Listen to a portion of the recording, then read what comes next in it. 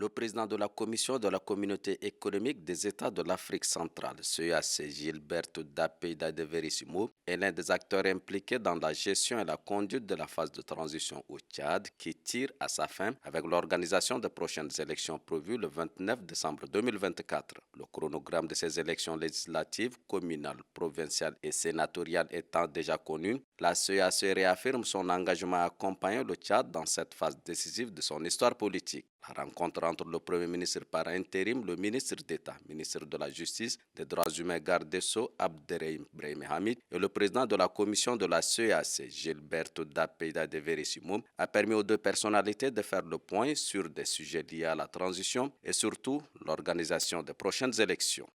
Nous sommes en train d'entendre les différents acteurs de la situation politique au Tchad par rapport aux prochaines élections qui ont été convoquées pour le 29 décembre. On tenait aussi à rencontrer monsieur le Premier ministre, monsieur le ministre de la Justice, parce qu'il y a un code électoral qui doit être respecté.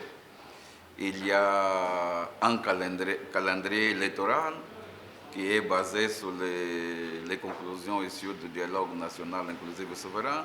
Donc, il y a vraiment des situations juridiques. Monsieur le ministre nous a donné des explications.